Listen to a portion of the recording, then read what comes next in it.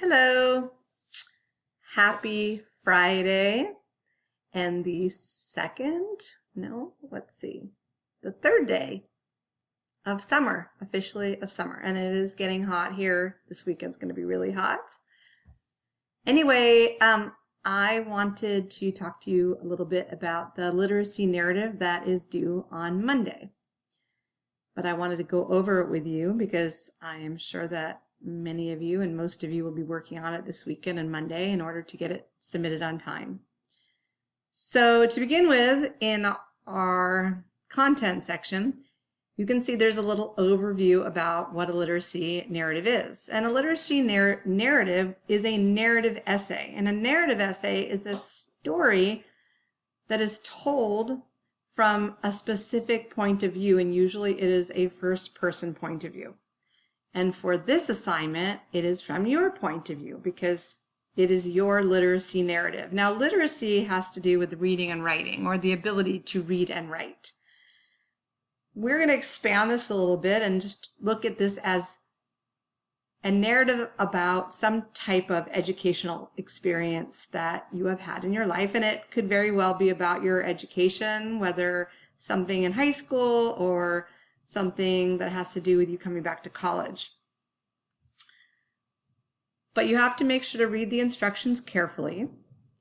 You can get some of your ideas from your journal. I know some of you do write about your educational journey and what brought you back to school and what you are struggling with or what you're really excited about and what you really like and things like that. So you can use that as ideas and as pre-writing for this assignment.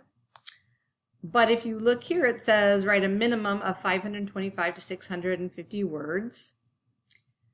And that comes out to about 2 pages. So it says between 525 and 650. So 525 is the very absolute minimum.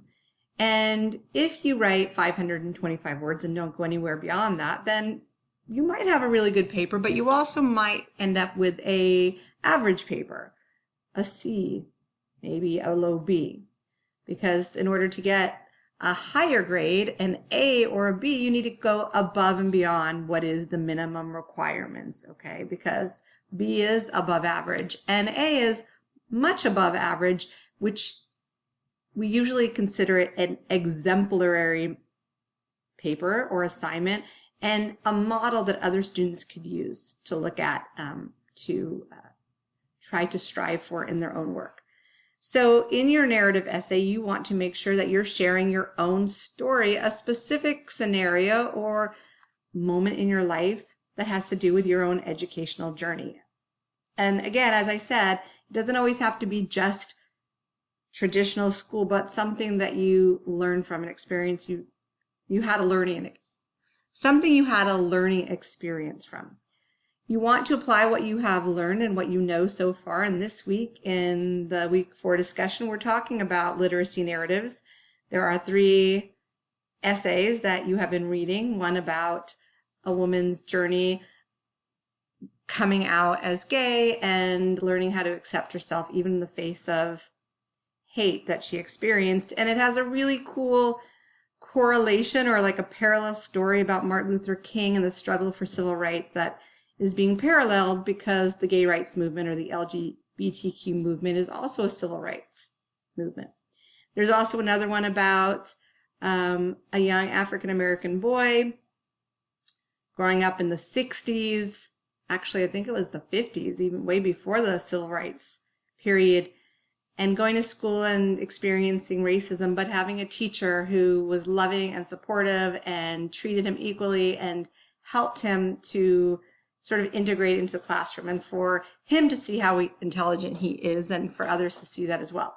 And then another one, which is really cool, I'm going to show you in just a minute, about a man who goes into the military, and it not only gives him a great career, but it prepares him for his educational journey afterwards and becoming a teacher. So, as you read through those, notice the way it's written, the organization, the way they appeal to an audience, the way they reflect the purpose, the details and narrative elements that are used. Make sure that you are meeting the word count, right? Create a structure. So this is an academic paper, and in any type of an essay or article, you want to make sure you have an intro, body paragraphs, and a conclusion. And every paragraph should focus on one idea. And intro paragraphs are organized in one type of way. Conclusions are organized in another type of way. And body paragraphs all follow the same structure.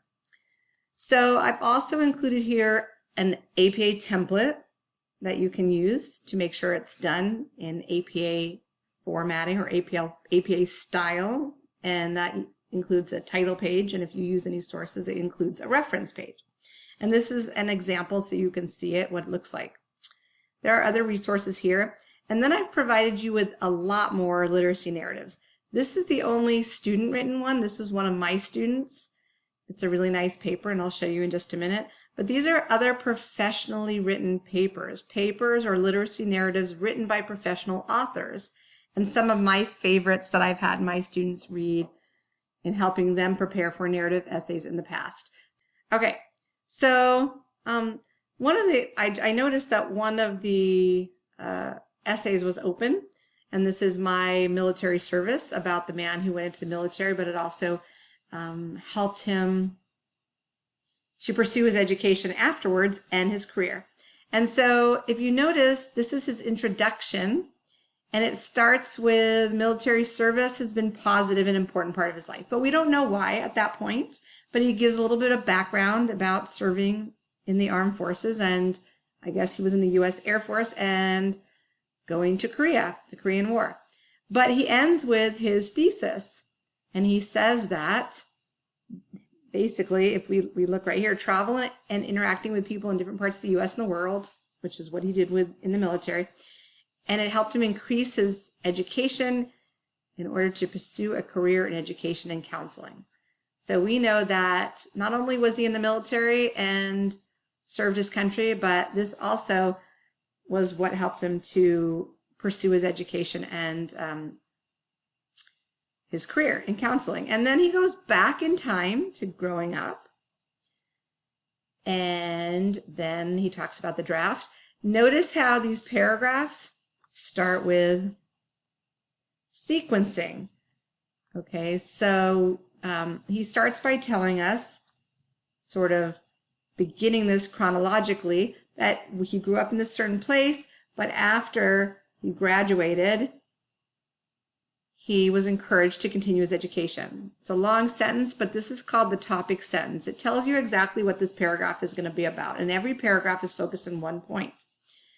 So, but he has these really nice transitions. After growing up, while my high school, soon after completing the required registration for the draft. He said, I discussed military options with my insurance clients. And then after several months, he volunteered for a overseas assignment. In addition, and again, each paragraph is focusing on one point. And then he gets to the end, and that is his conclusion. And I'm getting all the way to the end. And he restates his thesis. You notice his intro ends with his thesis, but his conclusion begins with his thesis and works out. And his final sentence is the sentence that really creates this emotional engagement with his audience. As a result of my own experience, I have been an enthusiastic advocate for military or community service for all Americans and benefits including further education and career support for veterans. So this is the final significance. All right, I don't want to go on too much longer, but I want to show you there's one other student paper, and you can download these as well. And it starts with her talking about education as a part of life, and it was a part of her life. And again, so we know it's about education, but we don't know exactly what it's about until we get to her thesis statement. It is the strength I've gained from my children that has finally allowed me to find the courage to return to college, earn a degree, and follow my dreams. And I've labeled the parts of this essay so you can understand what each of these are and where the most important elements are in your paper. And so again, paragraphs, the first paragraph is the topic sentence. It's the point, the main idea of this paragraph. And each paragraph is focused on one single idea. And every detail that comes after that topic sentence supports that idea. And then it transitions to her next point, supporting the overall thesis or overall point of this literacy narrative. There are also concluding sentences in a paragraph. Again, I've highlighted some of the transitional words. And here I'm showing how she used dialogue. Dialogue is one narrative technique. It's really nice. It's engaging. It shows the reader what was said rather than you just telling the reader what was said. More narratives after transitions, after years of thinking, after graduation. And then again, moving to the concluding paragraph and kind of restating this thesis or the idea that she returned to education and this is what she had wanted to do and why she was doing it. And then her final significant statement at the end, I want to make my children proud of me, but I also want to honor my younger self and all of the goals and dreams she had for her life. I'm ready to start that journey.